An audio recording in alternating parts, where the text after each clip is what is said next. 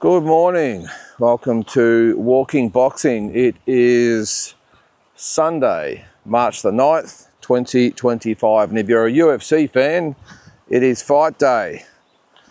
Is it UFC 313, I think it is. I've got to head up to Bendigo today to the pub. We're showing the fight in the KO Lounge, so hopefully we get a few people along for that. Being that we're only a week old, I don't think we're going to have record numbers. We're still sort of finding our way, but it'd be nice to get a few people in there because it does cost a bit of money to put on. So let's hope we get a few in today. Speaking, actually, we'll kick off with the UFC, and Alex Pereira is fighting today against the Russian Alkamalev, or whatever his name is. I did actually see him. I know it's a walking boxing, by the way, not boxing UFC, but just a quick one. I went to see him fight. So about 3 or 4 years ago it might have been, and he fought Nate Diaz. Now again, I can't remember the exact date. If you're a UFC fan, you'll know exactly when it was, but I was in Vegas for a fight, and again I can't remember which one it was, and it was on at the same time at the T-Mobile Arena. So I went and checked it out. There were a different crowd, the UFC fans, let's just say, a little bit different to the boxing fraternity. But it was a good night. Geez, they put on a great show.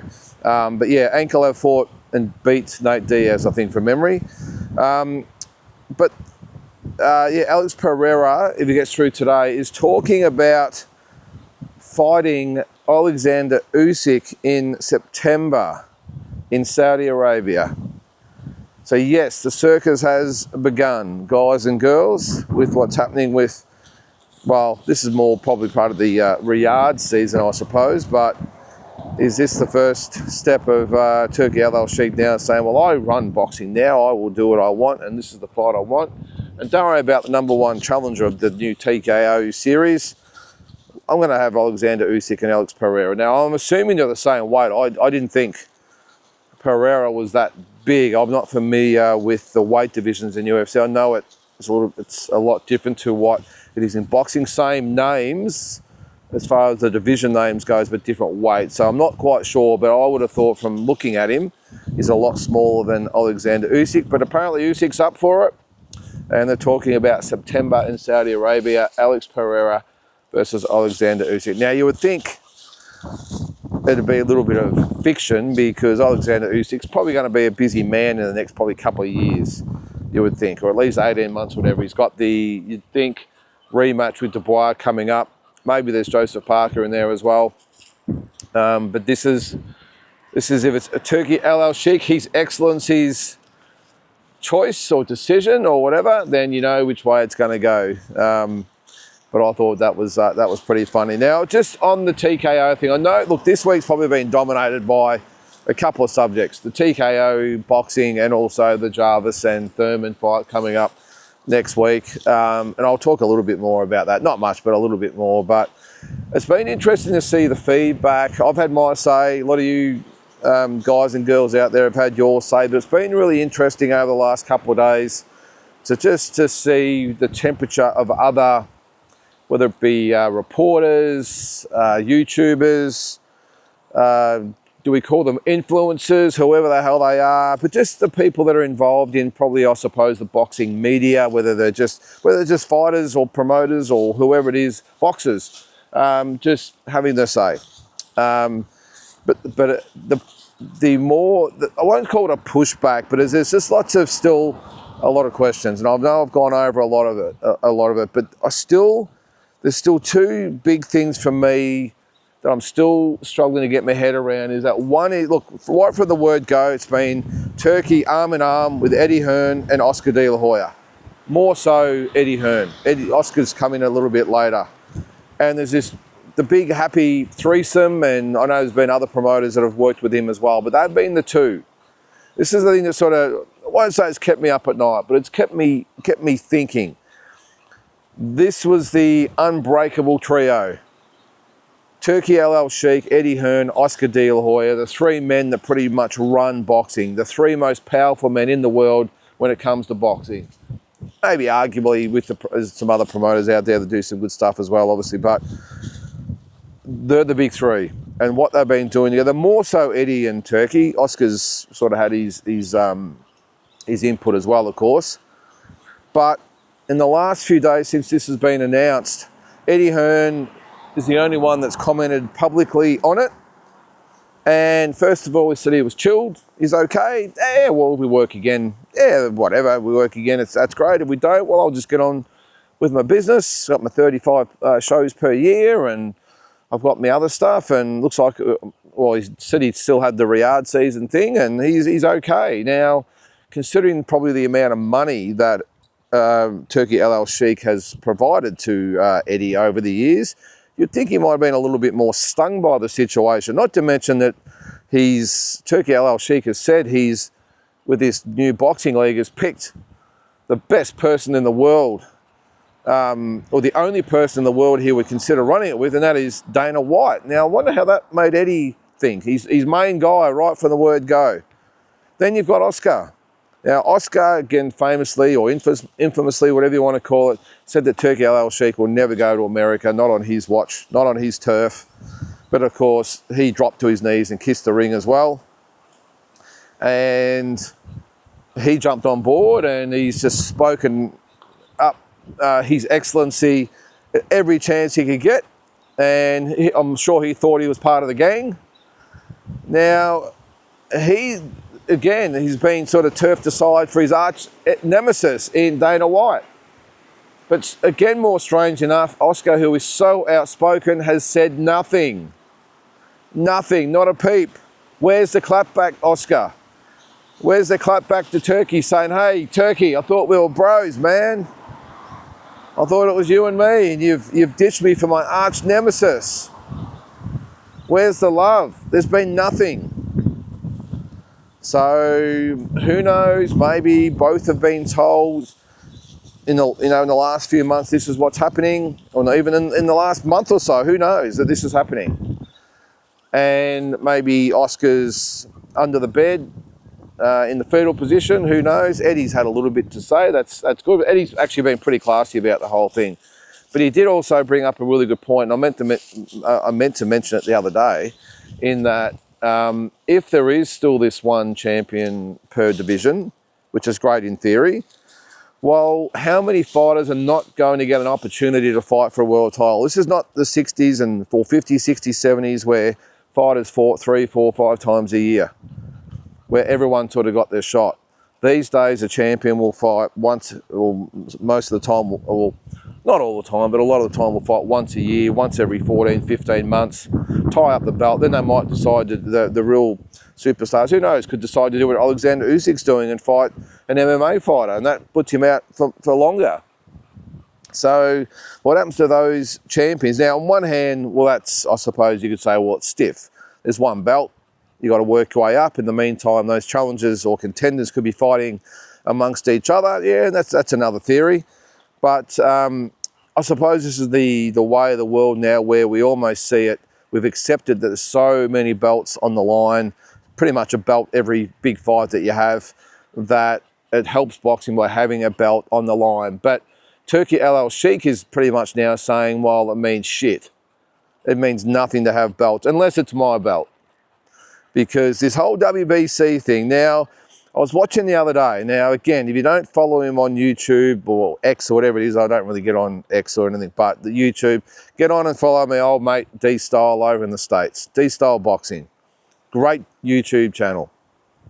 He's always had a bean. He's wondered a little bit about Mauricio Sulaiman, but he made some fantastic points about the whole thing.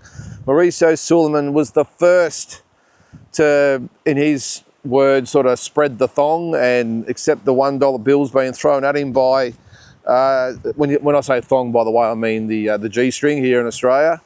Spread the legs for old Turkey, and it bared all for him, and had the $1 bills thrown at him, and I think he called him Sloppy Sulaiman. I love it. Fantastic. So he's the one that's pretty much from the word go. I think he named him Man of the Year, and they've got all these commemorative belts, and he's in all the Hall of Fames in the States. Well, he's the one that's been dissed the most with the belt the other day on stage. Turkey El Sheikh said, no WBC belt up here. We will not pay sanctioning fees anymore. And Angelo Di Carlo here in Australia, if you're an overseas viewer, you might know who Angelo is, but here in Australia, very, very prominent promoter has worked with Eddie Hearn before, and he said it's pretty much a big up yours to all the promoters and sanctioning bodies that Turkey Al Sheikh has worked with. Because now he's saying, well, now there's pretty much only one promoter, and that is Dana White and himself. And the sanctioning bodies don't matter anymore because we've got our own belt. But the WBC thing the other day on the stage when he said he's not going to allow it up, that was pretty funny. Yeah, I thought it was, I just wonder how, this way, man, I just wonder how Mauricio Sulaiman was watching that, and whether he was having just a little bit of a tear run down the cheek. Yeah, interesting times. But I'd love to hear from Oscar. I'd love to hear from more from Eddie Hearn. Eddie Hearn, again, I just, the whole, come here, man, the whole thing with him being just totally fine with the whole thing just raises red flags for me. It really does. But I want to hear from Oscar more. I want to hear his clap back, and I want to hear what he has to say, and whether he's back over there in LA thinking, where did it all go wrong? And why isn't Turkey picking up the phone? But it is a big slap in the face to those guys who have done a lot of work with Turkey Al Sheikh and really built it up. And it looks like they've all been played, doesn't it? Look, who knows what might happen going forward. Maybe he's spoken to them all, they're all cool, and maybe they've all got their own little place in the business. But doesn't it, the more you look at it, look more and more like everyone's been played? He's buddied up with all the promoters, used them to get fighters and everyone on board, because a lot of the fighters now ain't going anywhere. As soon as their contracts are up, they'll be straight over to Turkey Al Sheikh, and you'll put them in their stable. So he's used that. The sanctioning bodies got them all on side, understood how it's all worked. And now he's like, yeah, well, you know what? I'm not going to pay sanctioning fees. What would I do that for? So I'm going to have all the best fighters. I'm going to have their one and only belt and create a fifth promotional body. But Eddie also, just before I move on, because I know I've sort of gone on a long time about it, but Eddie also made a good point. This only works if the sanctioning bodies fold up and go out of business, and if the other promoters throw their hands up in the air and walk away as well. It's the only way it works. I know he's got lots of money, and I know he'll be throwing big bucks at a lot of the big fighters, but as always, boxing will find a way. As life does, boxing will. It will find a way to continue. All those other organisations will continue with what they're doing. The other promoters will continue what they're doing. So all we do is have a fifth element or fifth spoke to the wheel. That's really all it is. And yes, probably who is the bigger one is always going to be up for debate, and we'll probably rotate around who is the most powerful. But at the end of the day, we're just going to have 5 sanctioning bodies. That's really what it's going to come down to, and promotional firms. So anyway, now a little bit of news yesterday on the Aussie front. Andrew Moloney, rumours he could be the step in on May 24th to fight. Now I've got to get this right. Thurman Cafu from South Africa. Now the fight's May 24th in South Africa, and he was supposed to, or was looking to fight Roman Chocolatito Gonzalez, and that fight has fallen through, and he's looking for an opponent. Andrew Moloney's put his hands up. So you never know. Sometimes this is why it pays to be in shape and ready to go, guys, because Andrew said, well, hey, there's no opponent, I'm ready, let's do it. So keep an eye on that one. That would be a fantastic result for Andrew. He had a pretty tough 24, and he's kept himself ready, and who knows, he might get a shot at that, is it the IBF belt with Cafu in South Africa on May 24th. Some more Aussie news. Ebony Bridges and Kell Brook have had a baby. Geez, well, there was always rumours about the two. I didn't actually know they were a proper couple. I thought Ebony had a boyfriend back here in Australia, but obviously not. And she's entrenched over there in life in England. So congratulations to Ebony and Kell Brook, who I thought was married to, but apparently that was all null and void a year or two ago as well. I think. Don't want to say things that aren't true, but I think everyone's separated and it's all on the up. So congratulations to them. Thurman and Jarvis again this Wednesday night. I read a good article yesterday about Jeff Fennick and his association with Pat Jarvis and why it probably, Brock Jarvis, why it probably digs so deep for him what's happened. Because Pat Jarvis back in the day, who is the uncle of Brock Jarvis, was the policeman who got Jeff Fennick off the street back in the day, back in the early 80s, and steered him towards the gym and into the arms of Johnny Lewis, and look what they did together. Hall of Famer, 4-time world champion, all the rest of it. But his name was Pat Jarvis, and his brother is Dom, the father of Brock Jarvis, and they were the ones that knocked on Jeff Fennick's door and asked him to take him on when he wasn't really part of the sport anymore. He'd stepped away, got him back into the sport, and of course what's happening now. So it was I could sort of see after reading the article how close they all were, why it does sting Jeff. But you know, it looks like it is irreconcilable. Is that the word? Irreconcilable, whatever. Not able to be put back together. How about we just say that? Let's hope anyway, down the track they break bread and get back on good terms. It has been one of the stronger relationships in the sport. I actually mentioned the other day as well with Jeff in that interview. I mentioned that he did with Jay McAllister about Brock, but he also brought up Tim Tszyu, and I forgot to actually mention it the other day about his team. He said nothing against Tim Tszyu, but he said he's still got the same guys in the corner, and in his opinion they should all be wearing clown noses with the way they've stuffed his career over the last year. Strong words from Jeff. Now, I always thought he was on really good terms with the Tszyus. Maybe not so much now, having said that, but knowing Jeff, I don't think he would worry about that too much anyway. But he has his say, tells it the way it is, and whether you agree with him or not, respect to him for telling it the way. So I think a lot of people out there think the same. They just don't have the same platform as Jeff. But let's see what Team Tszyu have got to offer this year. Let's see if they can learn from last year and propel Tim forward. I would expect him again to get past Joey Spencer and set up some bigger fights down the track. Well, Thurman will be next, obviously, and he would be a good fight as well. He's got to get past Brock Jarvis, of course, but that would be a next really good fight for Tim Tszyu to set up potential big fights next year. And come here, man. I spotted another dog there. Come here. Come here. How you doing? Yeah. And one last thing today. It was actually yesterday. It's today in America. It is the anniversary of Ali Frazier 1. Yes, March 8th, 1971. 54 years it's been since the two fought in the fight of the century. Of course, Frazier winning that one, Ali winning the next two.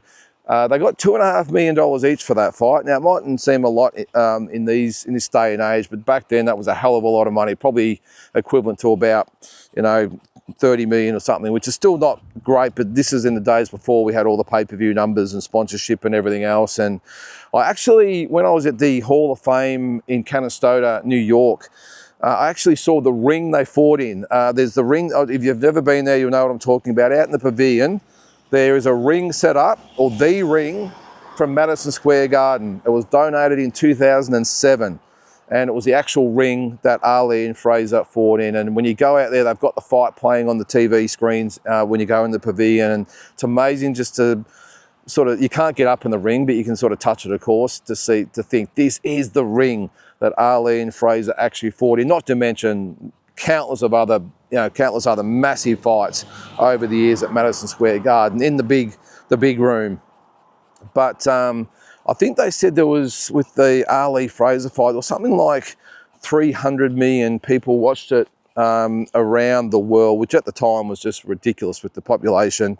I think it generated close to $500 million back in the day.